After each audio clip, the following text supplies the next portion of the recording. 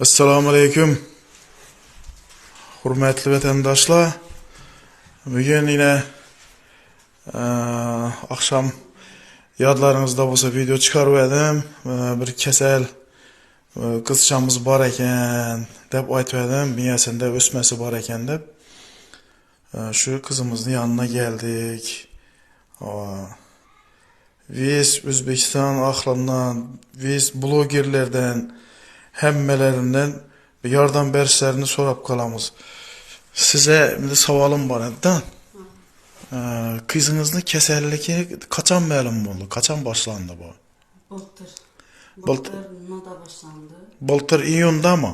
Iyunda başlandı. Keyin töp taptık bize. İlacı yok böyle töp taptık.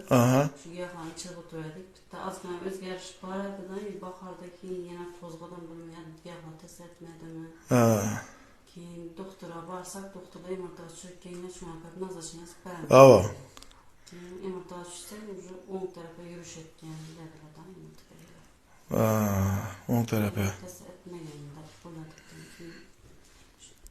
Rossiyada bilan Ukrainada shuni aparat bor ekan götürdüm. Ukrainada ya Rossiyada? Şunu azgina yardım berseniz deb murojaat etdik. Endi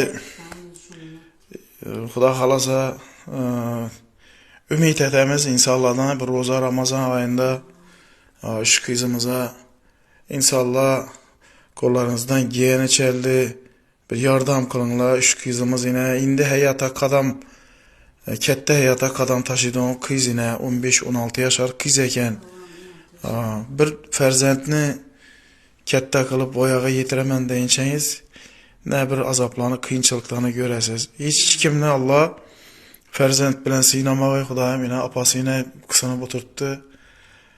Xudoyim Allah'ın o'zi shifo bergin.